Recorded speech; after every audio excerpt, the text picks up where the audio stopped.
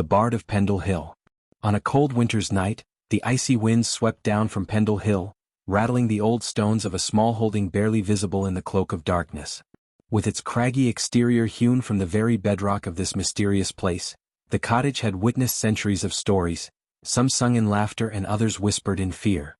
It was infamous as the home of the Pendle witches, who had danced their final dance in 1612 under the clouds of persecution. The air held secrets, a heavy sigh mingling with the chill.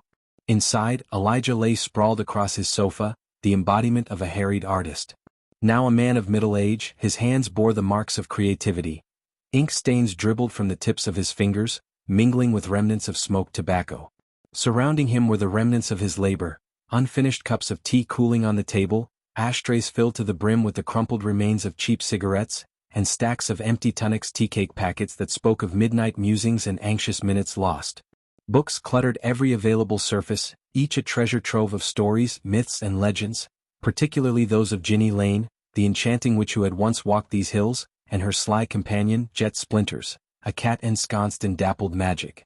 Their tales beckoned to him, yet they remained untold, unfinished like the words lying dormant in his mind. Outside the cottage, amidst the swirling frost, stood Ginny and Jet, watching over Elijah as he slept, longing for the stroke of his pen once more. Ginny, an ethereal figure clad in flowing garments that seemed to shimmer even in the dark, glanced towards the open window. Her raven-black hair fluttered in the wintry breeze, and her eyes glimmered with 1,000 stories yet unwritten.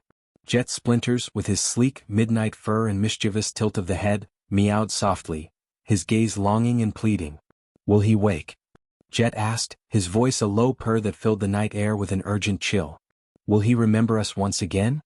"If only he could hear the whispers of the wind," Ginny replied, her voice as melodic as the rustle of leaves. "There are lives to be lived, adventures to unfold. But he wanders too deep in his own darkness." The pair drew closer to the window, peering into the dim light of their creator's sanctuary. Within its confines, the flickering flames of the hearth painted warmth against the biting cold, telling their own stories through the dance of the firelight. Elijah stirred. The specter of dreams clung to him as if reluctant to let go, its tendrils weaving through his consciousness. He saw Ginny laughing, a vision spinning wildly under the weight of the stars, as Jet darted through the shadows, the embodiment of mischievousness. The maelstrom of their existence pattered through the edges of his mind, yet as quickly as it came, it fled. "Awaken, dear friend," Ginny whispered, her breath stirring the air like the first flakes of a snowstorm. "Let the ink flow again. We live only in your words." With a suddenness that startled, Elijah's eyes opened as if pierced by an unseen force.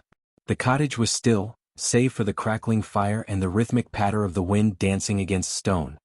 He blinked, attempting to grasp the tendrils of the fleeting dream that felt so real. The magic of Pendle Hill sparkled in the corners of his memory, guiding him.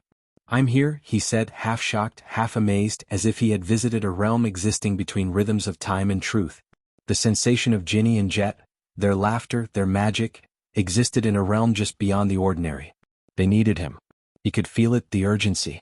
Tentatively, Elijah rose, shaking off the remnants of slumber. He glanced at the books scattered haphazardly across his table, the pen resting on a crisp page, waiting. How long had it been since he put quill to parchment? How many stories had ebbed away in the silence of neglect? Thus, the Bard of Pendle Hill began to write. Under candlelight that flickered like the flames of time itself, he poured forth the adventures of Ginny Lane and Jet Splinters, weaving their essence into the fabric of words. The ink flowed as the wind howled outside, a testimony of the stories resurrected, ripe with laughter and tinged with longing. Outside, Ginny and Jet watched with satisfaction as the warmth of creativity enveloped their beloved creator once more. Mysteries unraveled with every stroke of the pen, and the tales would once again flicker into life, drifting through the cold night air over Pendle Hill, a beacon of defiance against the shadows where they had lingered for too long.